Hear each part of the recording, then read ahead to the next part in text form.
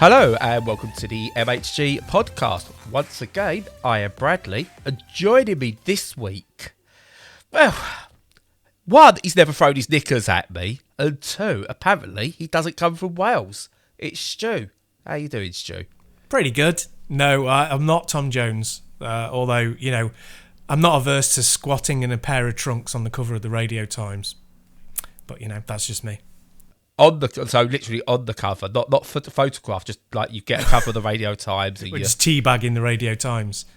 Teabagging the Radio Times. Well, there's the title of the podcast. I was going to say, yeah. There you go. Like That's that. We've nailed that one early. Teabagging the Radio Times. You got it. I'd love Cheris Matthews. I've just got, but that's the only reason I've done that intro. I was just like, I absolutely love Cheris Matthews or Keris Matthews. I don't care how you say her name, but her voice is amazing. Yeah, it's superb. Yeah, I saw them at God, a long time ago. Went to a Manic Street Preachers gig and they were supporting, and yeah, really good, very good indeed. Manic Street Preachers to support them. Yeah. But she's the only person I know. Because usually you hear people from different countries and they sing, and it kind of like they don't sing in their accent too much. I mean, Dolly Parton obviously does, right? But a lot of them don't really sing in their accent, apart from Keris Matthews. Yeah, she sounds so Welsh when she sings, but it's the husky voice that goes with it. I could listen to that all day. Yeah, I mean, there was that big kind of thing just after Britpop of that kind of Welsh music explosion sort of thing with Super Furry Animals and all the bands. Yeah, the accent's amazing. I really like it. Yeah. Anyway, I'm trying to think of a link now. Do you know what else hasn't got a raspy Welsh voice? Hasn't got. That's video games. Oof. It's a stretch. So. It is a stretch, but I've kind of lost on myself now, and I'm trying to reel it back in. So you go first. First up, what have you got, Stu? Well, nothing Welsh, and I am actually sitting here racking my brains as to whether there are any games that totally embrace the Welsh thing, and I can't think of any. Well, while you start talking about your first game, I'm going to check my notes. I think you should. Yeah, so the first game is a game called Super Ninja-Kun, or Kun, I'm not sure how it's pronounced. Kun. It's what? Kun. Kun. K-U-N? Yeah. Yeah, Kun. Kun. Okay, cool. I'm glad I've got a Japanese expert here. That's great. So it's Super Nintendo game, Super Famicom game really, because it's Japanese, from 93, I think. Maybe 94, so fairly late in the Super Famicom's life. And it's kind of it's a bit Shinobi-ish, but it's more kind of Alex Kidd in Shinobi world than it is, flat out Shinobi. So it's a standard sort of action platformer when you're jumping around the place, you're throwing shuriken at enemies, and you've got ninja magic and stuff like that. And it's very cutesy. Very fun, squishy look to it, and so far it's not doing anything like particularly amazing. It's interesting again to play something from that era on the Famicom, just because on the Super Famicom, just because the color palette and the way that it plays and the way that it looks they're not recaptured in. There's a lot of people doing a retro style now in their games, particularly indie developers, and it doesn't look like those, it really doesn't. It looks, the art in it is much more sophisticated than a lot of those efforts, even though it's not staggering looking by any stretch of the imagination. But it's got a nice design aesthetic, and I like playing that kind of action game, even if it's only puddle deep. Yeah. I like games that try and be that bit different or try and stand out just on their own merit. So is it one that definitely, does it play as well today as it would have back then? Yeah, it holds up really well in controls. What I like about it is, these things live or die less on their combat than on their jumping, I find, because of the platforming. Yeah. And it has a very good sort of little physicsy weight to the way that you jump. It's satisfying. Yes. And if you nail that, I often think that you're pretty much there, because I played I was really excited to play Cyber Shadow, and I was kind of disappointed with it because I didn't like the way that it handled. And I think it might partly be because it's in a 16:9 ratio, and with that wider screen, your actions and your movement feel a lot slower. Yeah. And a lot less impactful, I think, unless you get it really right. Like, as I said a few months ago, Flynn, Son of Crimson, which anyone can play on Game Pass if they've got it, it does it really well. Yeah. It gets it right, and it feels like you're covering enough of the screen fast enough. And, you know, they're extremely basic games, and you've got to nail that core component of bouncing around like, you know, a thing on a spring and flinging your weapons around. It's got to feel great. It's got to feel like fun. And it does that. So, you know, Super Ninja-Kun does that. And so, yeah, it definitely still holds up. Excellent. Congratulations on not slipping, by the way, and not accidentally putting a swear in at the end of any of those titles. Yeah. It's easy. I had to be very careful. Yeah, no, I like that. I like a bouncing combat game. I'm really up for. I love the idea of it. I do enjoy playing them. You know, I think when we spoke about Streets of Rage, I like Streets of Rage because it's. I mean, to say it's grounded is not quite true because it's over the top. But it's grounded in terms of you walk along and stuff like that. But I do like the ones where you can kind of bounce around the screen, attacking and stuff like that. There's a freedom to it. And you're right, you've got to get that balance spot on, because if you get the combat wrong or the platforming wrong, doesn't matter how good the other one is, because it just absolutely destroys it. Which you see in a modernish example. Is it modern? But in like the original Mirror's Edge, which had some of the best first-person platforming I think I've ever played, but weak-ass combat. Yeah. And it just kind of ruined what the game was. So, yeah, to get that back, it's a skill that I think a lot of people still underappreciate. Yeah, I agree. And I think it was easier back in the day when everything was a platformer to just kind of rip off your neighbours, you know, development work kind of thing and see how they did it and just, you know, copy it. And modern ones I don't have that point of reference quite as much, I don't think, especially in 16:9. I think that Rename, which is coming out, I played a demo of a little while ago. That's got an 8-bit sort of Spectrum aesthetic, although not as ugly, obviously. Sorry, Spectrum owners. Whoa! Yeah, there you go. Whoa! Alienated half the audience.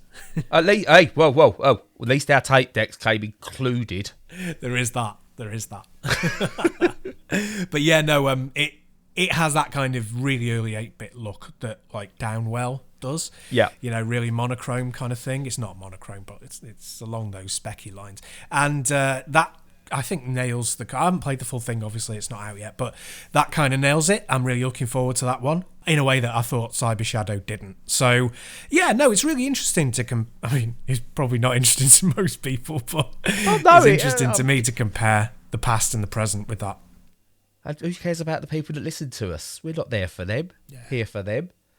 But actually, it brings me... I mean, it's unlike us. I mean, we don't do this often, so allow us to go off on a slight tangent here. You talk about, like, the old aesthetics and stuff like that, which is always interesting. But it got me to thinking. So there's a lot of stuff going on with the Game Boy at the moment, which I find it really intriguing. Some really good D-makes, like someone's made a Disco Elysium D-make and stuff like that. Someone's managed to get it so you can stream Grand Theft Auto 5 to the Game Boy. Use the Game Boy as a screen, as a streaming screen, essentially, which is just crazy in my eyes that someone's been able to do that.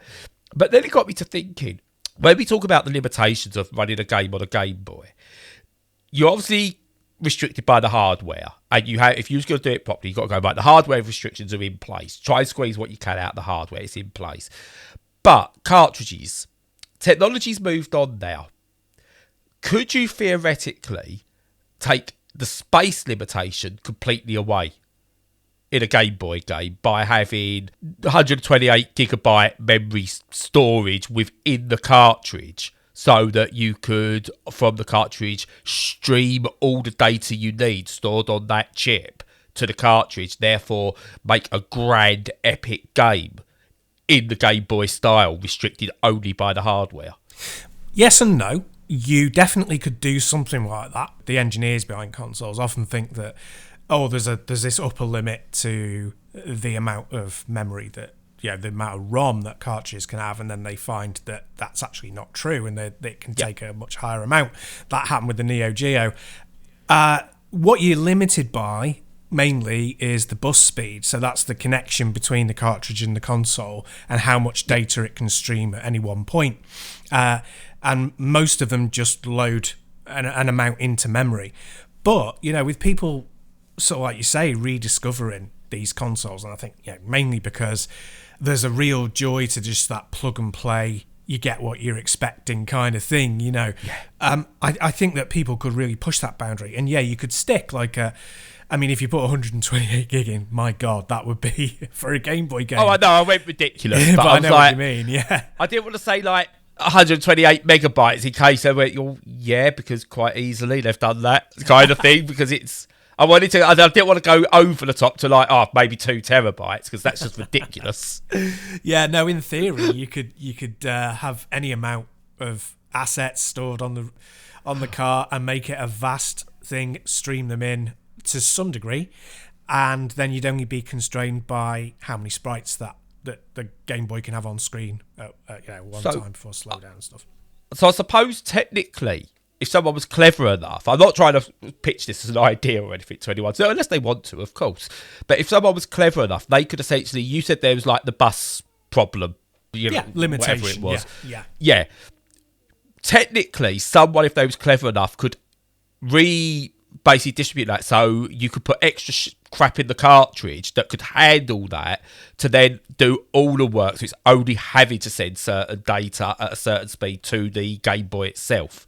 I mean, you're looking at more expensive carts and stuff like that. But also, if you used to go, right, okay, look, we could do this as a ROM, so a Game Boy emulator can do the stuff that the actual physical Game Boy can. Or are we looking at maybe down the line where we've got the analog pocket now, which takes actual cartridges and stuff like that? Is that where the future of Game Boy development's going to be? Are we going to see new games as those things become more popular that can push it even further? Yeah, I would not be surprised at all. I think the thing that seems to be the deciding factor is how easy these old consoles are to program for.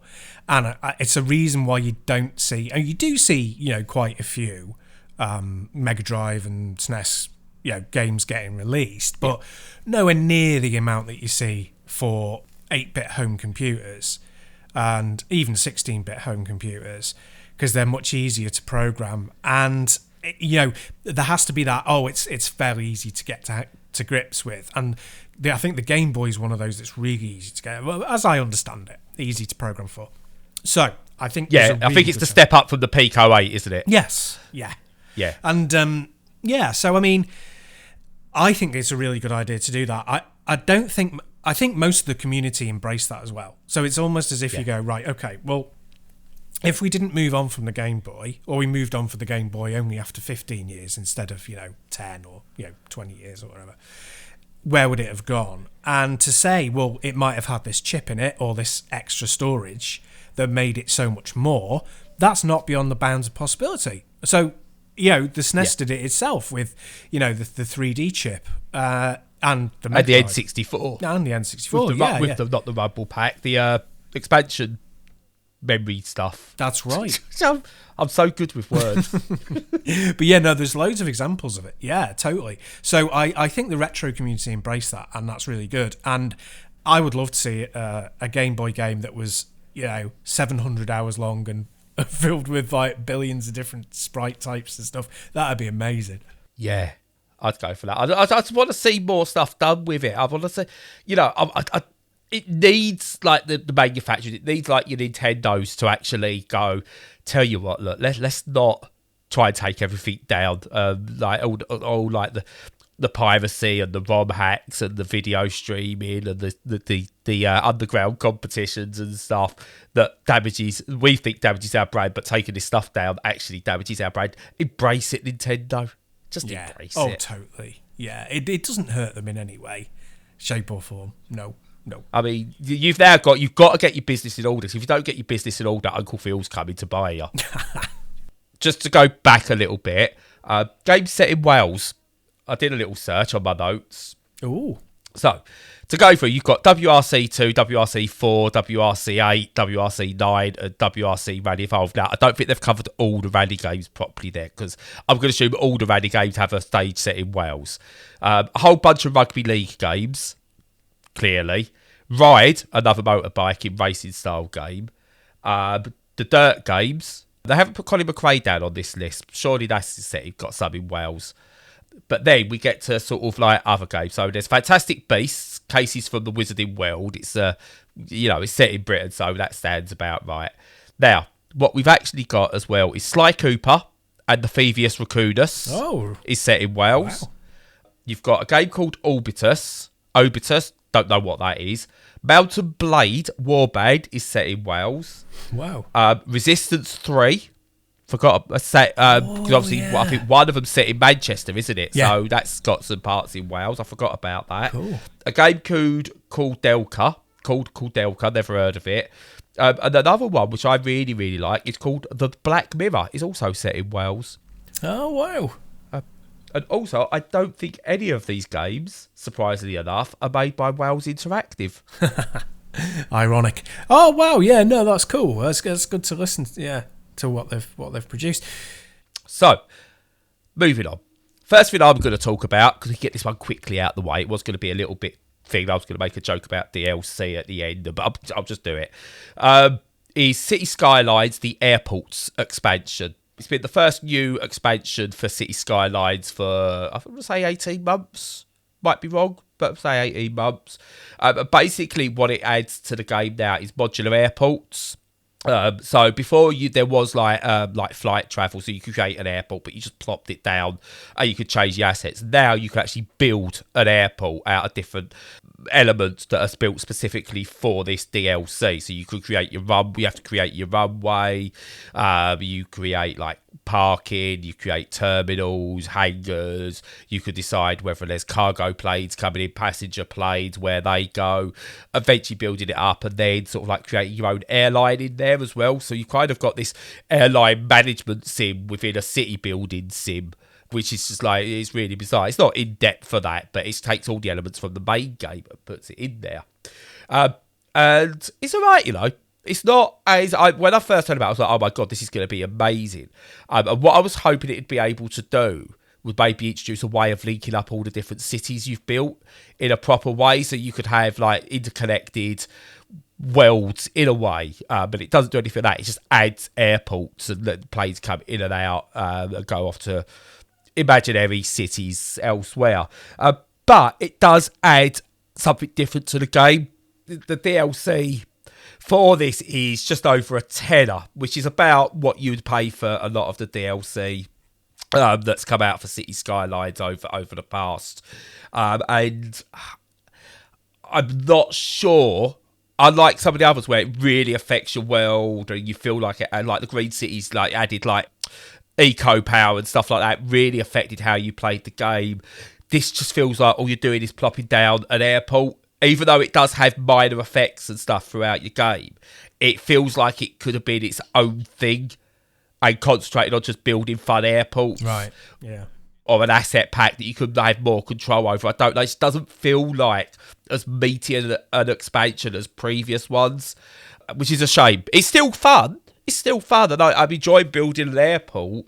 But unlike with the Green Cities and stuff like that, I was like going back through old place, going, I could do this.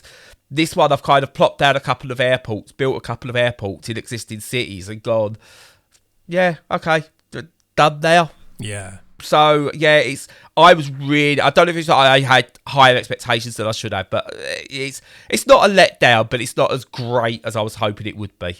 It's funny, I don't know how they plan these things.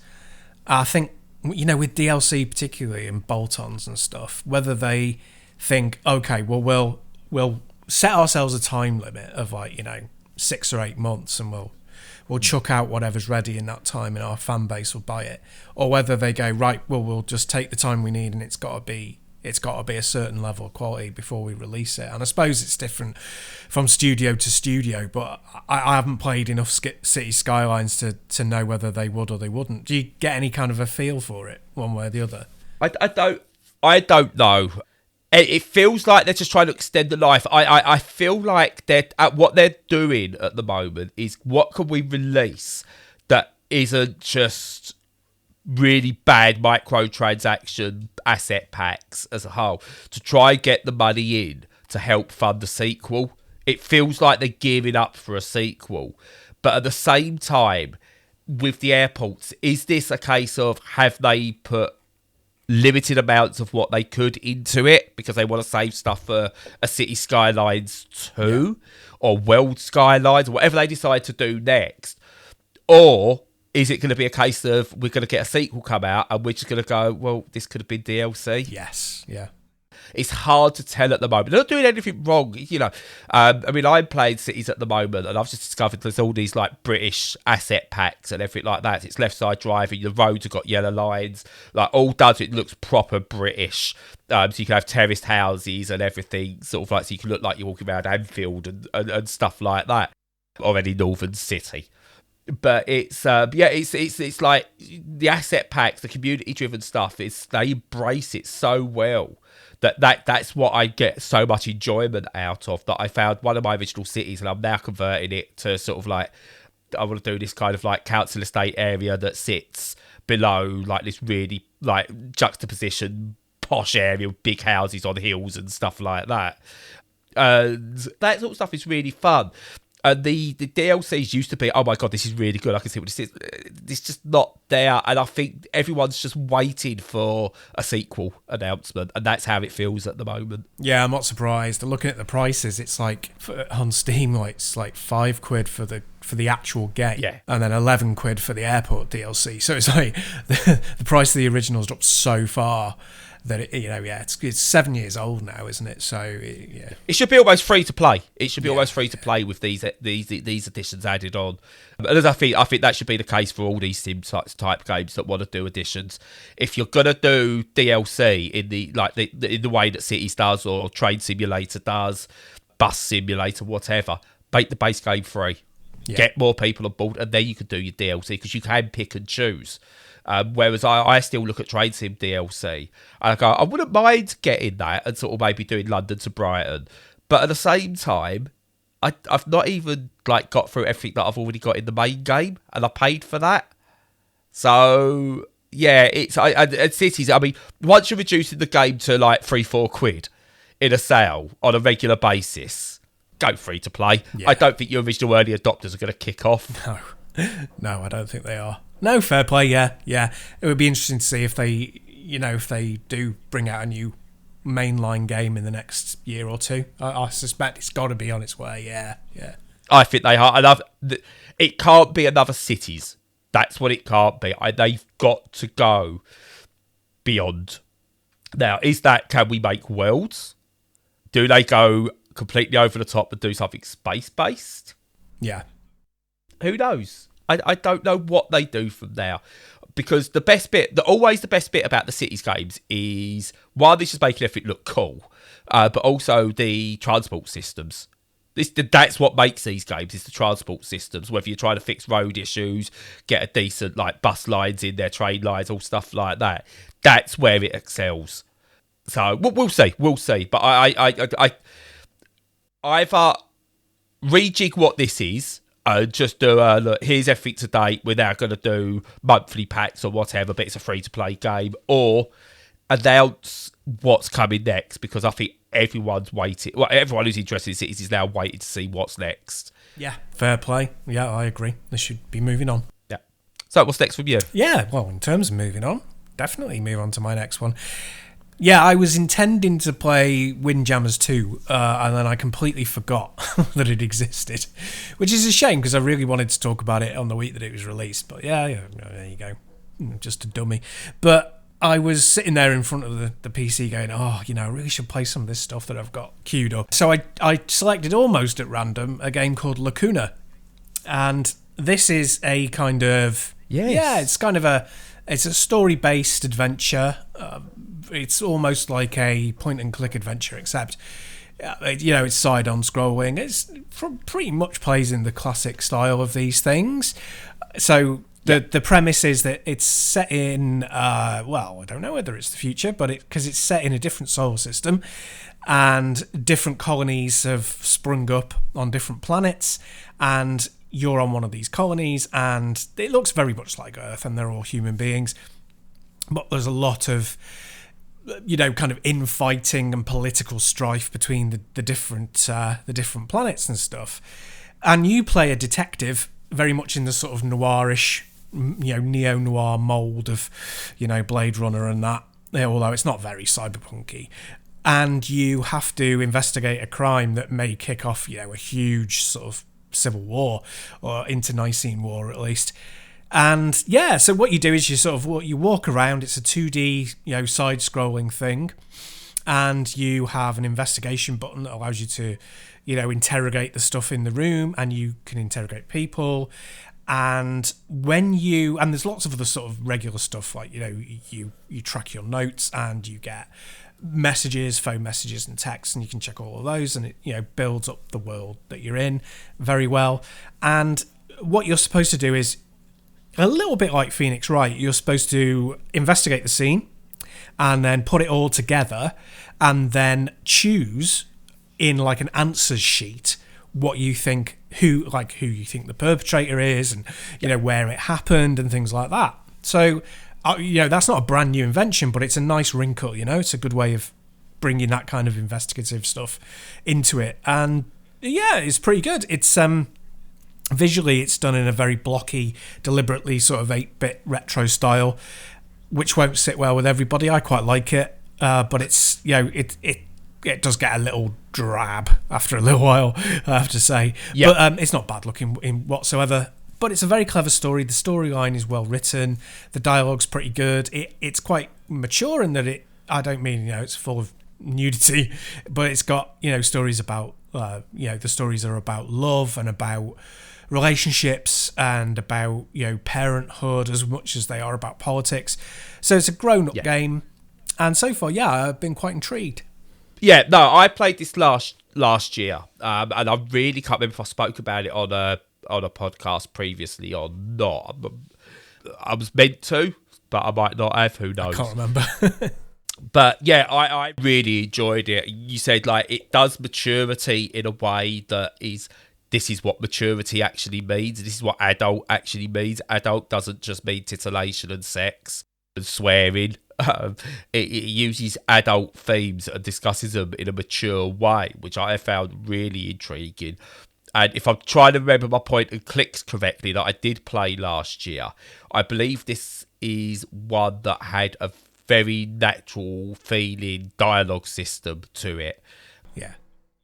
So yeah, it definitely does a lot of things well that I say a lot of other major games cannot do.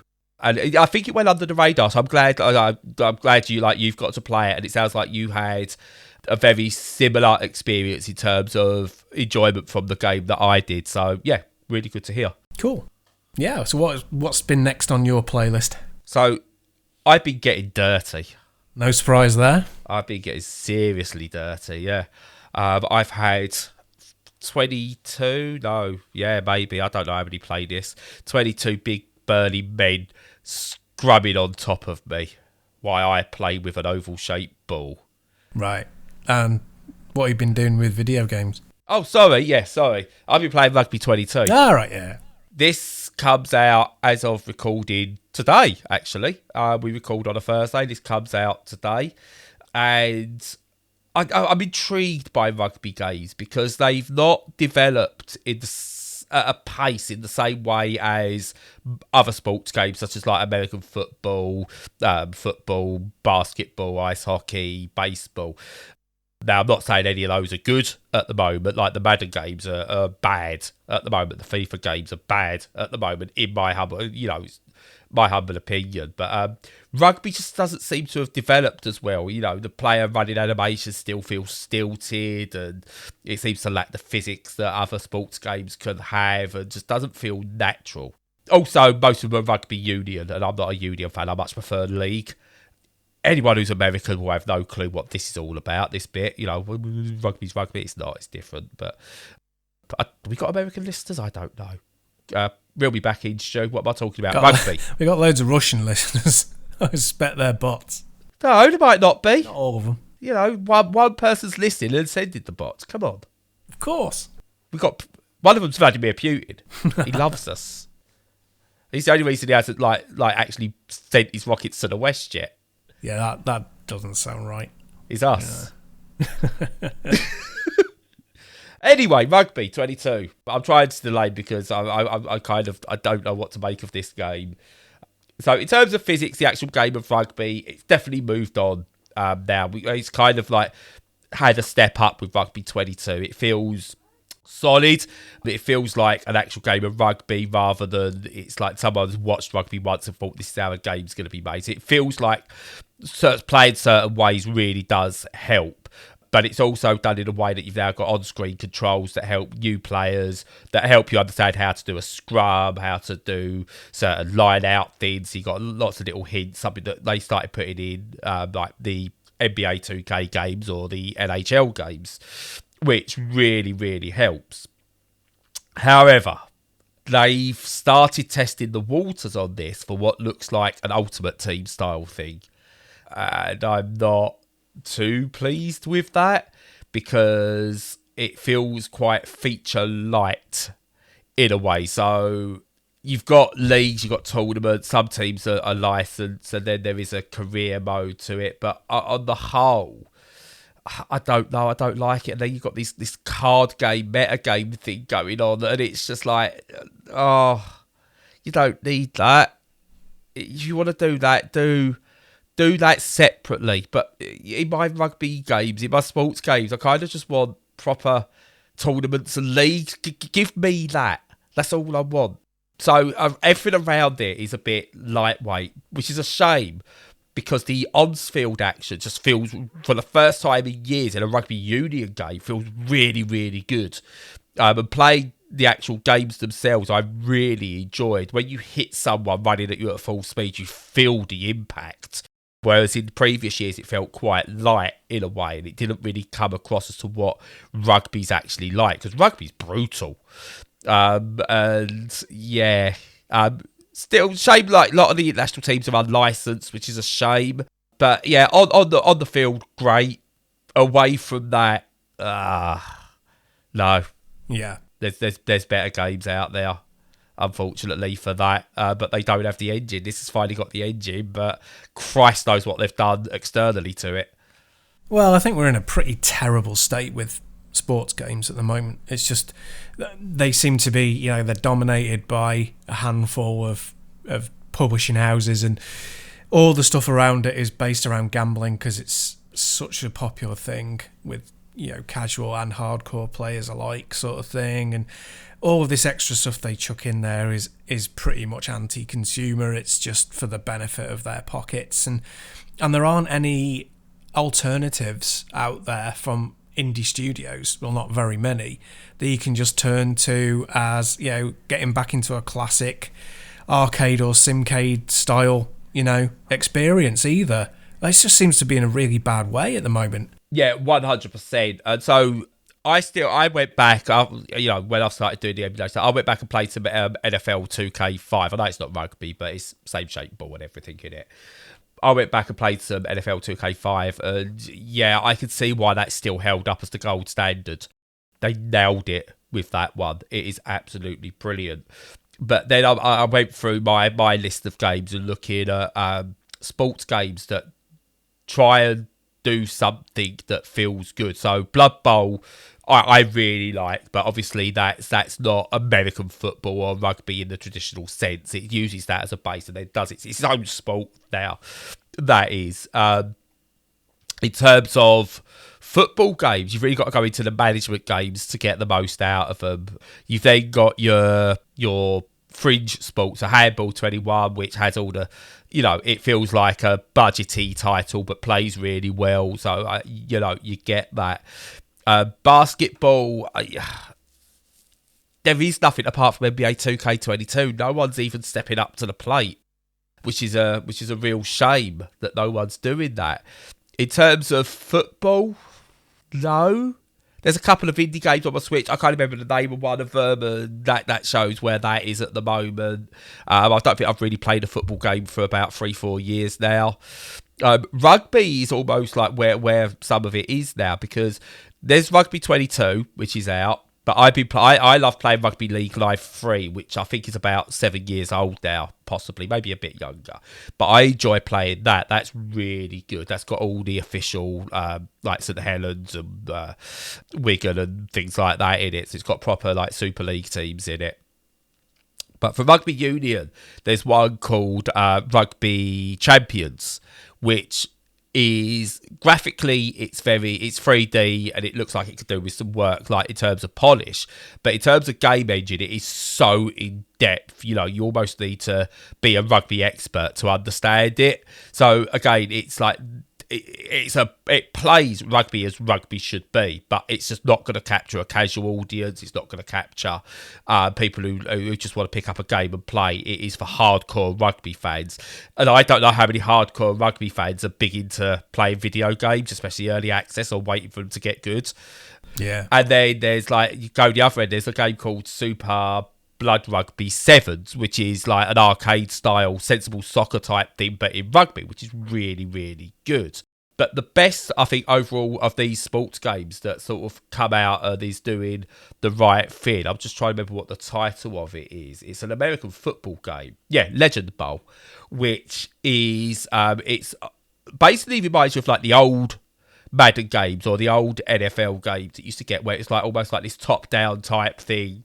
And then you still choose all your things. But again, it seems to have good physics in a 2D world, but has that simplistic look that allows casuals to get into it. But has so much depth to it if you want it, that proper fans of the sport can get into it. It uses no real life teams, so it's all custom teams, which I think the best sports titles, honestly, that's what they do. They do custom teams that you can, if you want, you can go in and create the real teams yourself.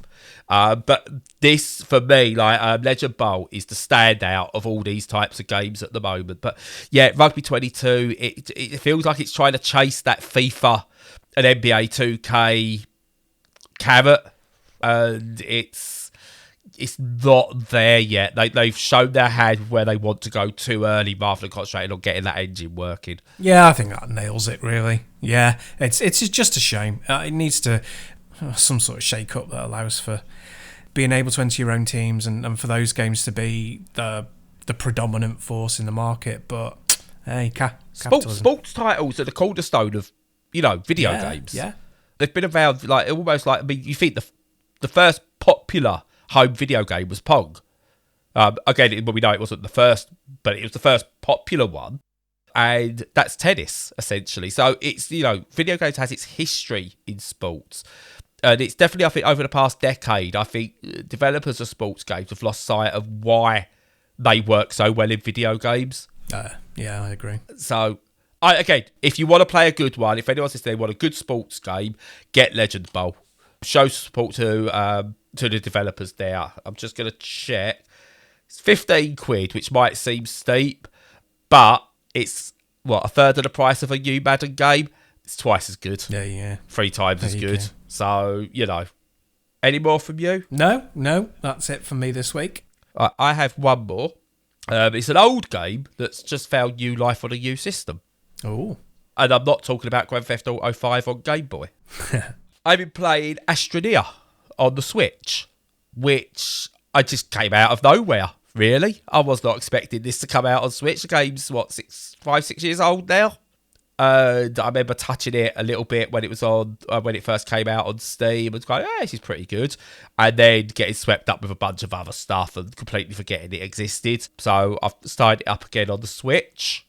And god damn, if ever, it's one of those games where you go, I'm sorry for the cliche, but this is perfect for Switch. Yeah. Because you've got your crafting, your exploration, it's interplanetary stuff, and the base building is really fun. And I like the idea of you're tethered to it still, and you've got to upgrade and develop to be able to go further, to get more stuff, to expand further. And it's like basically Lines Go Up, the video game, but represented so well. And yeah, I just really, I'm a couple of hours into it, and I don't think I've got that far, or a few hours, sorry. I don't think I've got that far out yet. But I love sort of like, I could pick it up on the Switch, I could play half hour, maybe an hour, progress a small amount sometimes, and that feels like I've still done something, or I get that moment of clarity where I go, oh, if I do this, I could get this far out by building this and stuff like that, and the deformation of the planet you can really like. It feels like a peaceful red faction with the amount of like deformation you can do, and you feel like you can make these planets that you go to your own. You really feel like you could do stuff with it. And, I think I've barely scratched the surface, but I'm having so much fun with it. And yeah, it's, a visual downgrade on the Switch to be expected, but I don't think that matters. I think the art style really, really helps it. And this is a game that goes, look, we're a sandbox, and picks it up well, rather than going, look, what can we shoehorn this sandbox stuff into our different game. This is a game that's built to be a sandbox from the ground up, like Minecraft was. And it definitely pays an homage to Minecraft, but without aping it too much, and does its own thing. But yeah, having a really, really good time with this. Nice. Yeah, it's a lovely looking game, and it's good that they've made sure that it works properly on Switch. And it's really starting to show its age now, which is it's symptomatic of what Nintendo do. That they always bring consoles out that are weaker than everything else in the market, just so that they can hit the ground day one and make a profit. And that does mean that they start looking pretty ancient pretty quick. So it's great when they really focus on getting the most out of the system, like they did with Metroid Dread, and stuff like that, rather than just shoehorning in something else and going, okay, it slows down to 15 frames a second, but we don't care. So yeah, no, that sounds good. Yeah, with Nintendo as well, I think actually there's a good thing with this. And we spoke about this earlier with the Game Boy stuff.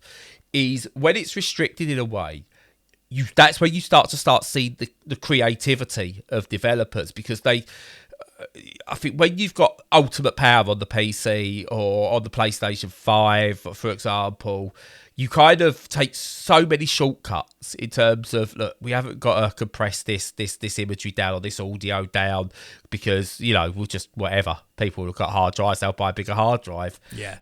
And kind of like they just don't need to worry about it. Whereas with a Nintendo product, and I think with an indie game as well, because a lot of people, when you see an indie game, you go, how many gigabytes for an indie? Are you sure? It becomes almost a barrier as well. So you've got to have that creativity. How can we make this thing look the best it can be while making it the smallest possible file it can be? And art style has a lot to do with that. Astroneer nails that. It looks to me almost as beautiful on the Switch as No Man's Sky does on TV. That's pretty good. Not quite. No Man's Sky is a beautiful game. No matter what you say about it, it is beautiful. Yeah. But the art style here, you could go, yeah. If someone had said to me this is a prequel to No Man's Sky, I'd have gone, yeah, okay, I get that. But yeah, it's almost one of those games that I shouldn't like. It's an open world crafting survival game. I don't do those, but this one, it just gets it just right. It scratches that itch somehow. Sweet. Yeah. I might even look at picking that up, because that sounds like something I might really get into. Yeah, I think you could probably get it for about a tenner, maybe, somewhere at some point. But on Steam. But again, if you look around, you'll probably get it even cheaper. I don't know, like Humble or something. It'll probably be given away in a Humble. Who knows? But yeah, it is honestly a really, really, really good game. There you go. It's £12 at Humble right now. We're not even affiliated. I don't even know why I did that. No idea why I just did that. Well, no, you want people to get their hands on it, so that's fair. Yes. And get your games at Humble Store. Shill. Let's go back to last week. Yeah, I've been playing Raid Shadow Legends. It's great. But yeah, mixed bag for me this week. I feel like it's the most negative week I've had. I mean, in terms of what I'm having to talk about, I've played loads of great games this week. I've actually kind of like almost going on like a personal demo spree with games I've had installed. It's gone like just like half hour to an hour on each. Yeah. And it's just like, I'm having a great time. I played more Power Wash Simulator. I was only meant to play like half hour of that just for something to do, and I ended up losing hours cleaning an entire house and like yard and everything. God damn, that's satisfying. Excellent. I'm not going to go do it in real life. I don't want to go and wash someone's house. But damn, that's satisfying in game. So weird, isn't it? Human brains, so weird. Yeah, well, it's also because in real life I don't have a button that I can press that like highlights all the dirt orange so I can see it. Aha. That's good. That will be very handy. That will come soon, won't it, via AR glasses? Oh, it's got to. If not, I hope Uncle Phil's listening to this and going, oh yeah, R&D team, get on that. But anyway, moving on from video games to physical and virtual video games, in a way. I've been playing, and this is an ADHD thing coming up, but I've been playing a lot of virtual pinball tables this past week or so because I love pinball. I absolutely love pinball. Now, the problem with pinball is you can't have one in your house. You can't have too many in your house, especially if you live in a small 2-bedroom flat. So, you know, you have to make do. Where every time you go to the arcade, you try and search out a pinball table. Usually, if you find an arcade in Southend, the pinball tables you find are not well looked after in the arcades. They're usually stuck in a corner. The flippers are sticky. They've had whatever spilt on top of them. Not all the lights work, and they're just not the right experience. But there are various places you can go that do look after their pinball tables. But over the past few years, we've seen the advent of virtual pinball tables. So that's via Pinball FX with a lot of their fantasy tables and some proper recreations. First time around the Pinball Arcade, which was designed around doing some proper like table recreations. And then those licenses were sold to Zen, so Pinball FX 3 now has all those proper tables, all the Williams and classics and everything in there. But what I recently discovered, thanks to a forum we both frequent on Real Merc, is there's a thing called Virtual Pinball, which basically does recreations of all original tables, as well as people making their own original tables. So there's a weird licensing thing essentially with virtual pinball that ROMs are freely available on like Stern's website and Williams' website and stuff like that for the tables, because a lot of the modern tables need ROMs to run to tell it when to do certain activities and stuff like that, even on the physical table. So you can get those freely. You're not allowed to then use them for commercial gain, but it appears like I would say we're not like in terms of grey market. We're pushing more towards the cream market, cream coloured market. In terms of that, you can use them to do table recreations and distribute those for free. I think. Don't get me 100%. We're not going into details on the legality of virtual pinball tables. Anyway, there's this program called Virtual Pinball X, which is basically a way of playing the games, and that runs with other systems such as Virtual Pin MAME, the other ones. There's different competitors as well that do their own style table systems and everything. And basically, yeah, you download them, you install the table, install the ROM, you can install like the different like background glass marquees, the dot matrix displays and stuff like that. And plays a nigh on perfect game of pinball. You could tweak the physics perfectly, so you could do like the little flipper tricks, so you could like learn how to catch a ball dead and stuff like that. Stuff that you could do in that I didn't feel you could do properly in. I went back and tested in like Pinball FX. They couldn't do that properly. But anyway, I've been playing these and they scratch that itch of someone with ADHD better than many other video games, because you could chuck one on, like it's instant. You're into, you're in, you're sticking your coins, whether it's real or virtual. You hit start, pull the plunger, go, and you're into it. And you could kind of go at it, bull in a china shop, And you go at it in a China shop because that's what you can do. And then as you get into it, you get this hyper focus. You go, right, oh, actually, how do I get better points? And your hyper focus kicks in. You start learning how to use the tables, or how to set off all the different modes. And then you go down a rabbit hole of, right, I can read this and this tells me how to set all the different modes, what each of the lanes are. What if I hit these bumpers, what will it do? You start looking for videos on it. You start then going, right, okay, oh, my monitor does turn vertical, so I'm going to turn my monitor and I'm going to do it vertical. Right, I've got issues with this part, so I've got to do a lot of other things. So I'm going to get a second monitor now. I need to get another monitor that I can keep vertical and I can lay down on my table. And you just go down this rabbit hole. And I don't even know where I'm going with this now, but it's just pinball's great, man. And it scratches an ADHD itch like nothing else. Right. Fair play. I love pinball as well. I mean, I'm not as into the video game, pinball recreations as much. I mean, I like some of them. I think that, some of them are really excellent. I went back all the way to like Devil Crash and Alien Crush and stuff on the PC Engine and Mega Drive and things like that. But there's something about, like you say, playing them in real life with the actual ball and the actual physics and the noise and the feel of it. It's so good. It's really, really, really, really gripping. I whenever I get the chance, I always have a go on them. I just love them. And those sorts of physical games in arcades, like air hockey and stuff like that, they really do, like you say, scratch a kind of particular itch. Yeah. Their immediacy and their physics. Oh yeah, I love them. And they're designed in such a way, like, we often talk about these days of games being built purely to take your money.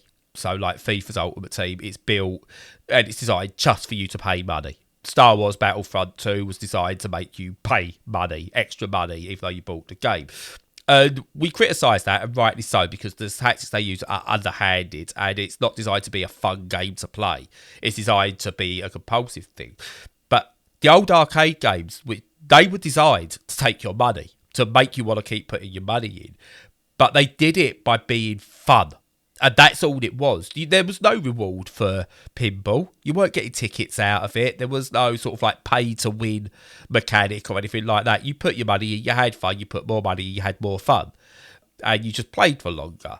My favourite pinball table of all time is the Addams Family. Absolutely amazing table. If I ever see that, I will do it. And again, if I ever have a big enough house, which I never will, and I can have a proper games room, I've said before, my 4-player Daytona cabinet goes on one wall.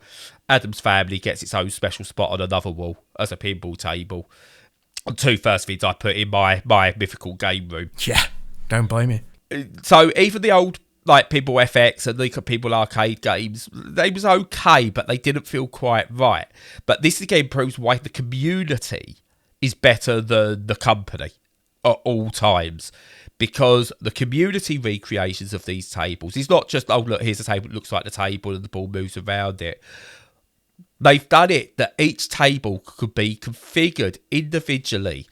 So you get different friction types depending on what material the play surface is, what materials are used for ramps, etc., etc.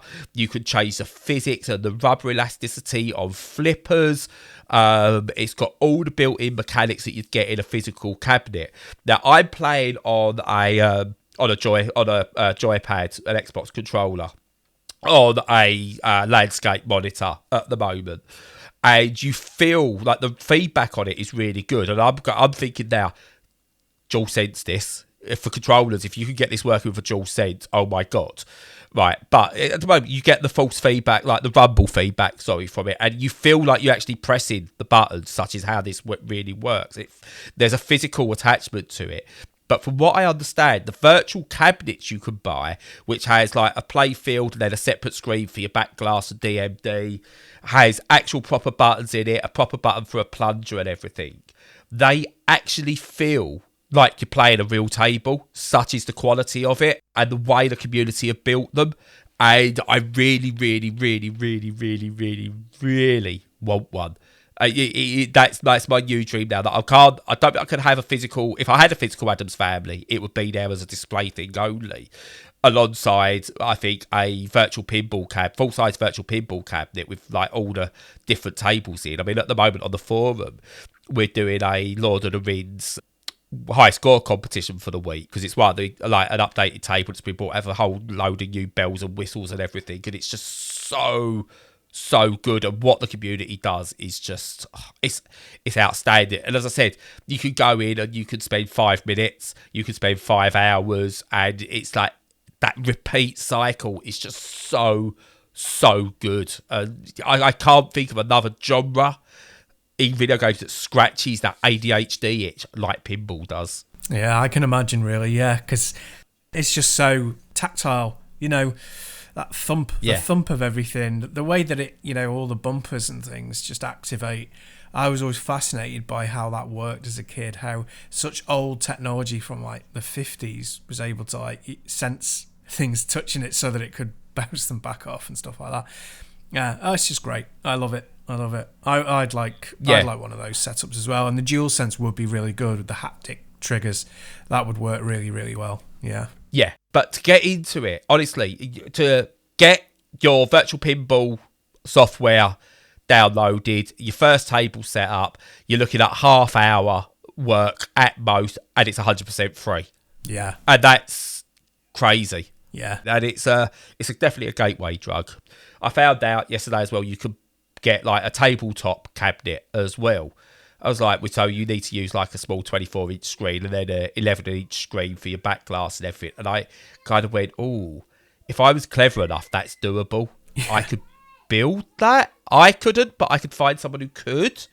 And I'm looking at, you know, if I do get my personal independence payment or anything like that, and that's backdated well enough, I could treat myself and the kids. Because they're really into it, because I've got a whole bunch of Disney tables for Edith to play and she loves them. I think that's great for sort of like, again, family activities. So you could, if you've got one of these, you go, right, who's making the dinner? Or who's washing up? We'll decide it this way. Yeah. Let's see if we can get a high score on the table. Kids are a great way of justifying purchases as well if they're into it. It's really good. Yeah, I want to buy this. Why? Kids. They'll like it. Yep. Yeah, but pinball, it's a perfection in design. Oh, I'd love to, if I knew enough about pinball and stuff, I'd love to do a documentary about why it's perfect in terms of its just game design, aesthetic design, technical design, all of it. Because it's never moved on. Yeah. I mean, I remember even having the core, I had one of those cheap ones you used to get out of Argos or Dixon's or Index or whatever that cost about 15 quid. And had like a Batman logo slapped on it and was like cheap and nasty. I spent hours playing those. Yeah. They were but I had a pinball machine in my home that essentially played the exact same way as the best pinball machines in the arcades. Nice. And you know, it doesn't change. And what I love as well with these table recreations is how faithful they are. Right, you've got to press a button to put coins in, and then press another button to sort of start the table up. Yeah, but as well, you can get into the menu. You can change certain. You can make the game more difficult, and they're doing it just for the love of it. There's no money involved with these people doing it. They're doing it just because they love it. And God bless these people. Yeah. And this is why I want Stern, Williams, whoever, should actually compensate these people, because they're going to bring a whole new audience back to pinball.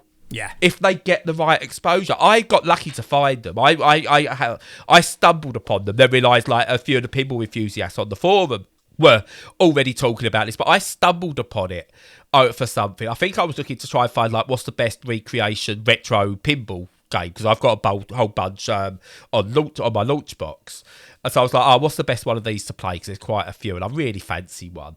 And then I came across this. I was like, okay, yeah, so the exposures, I partly want to go keep this as underground as possible because that's where the creativity comes from, but partly goes reward these people without shutting anyone out. Yeah But yeah, sorry to go off on an ADHD, but yeah, it's been what an amazing week for pinball for me. Yeah, you've made me want to get into it, which is, pretty good. I'm going to shut up now.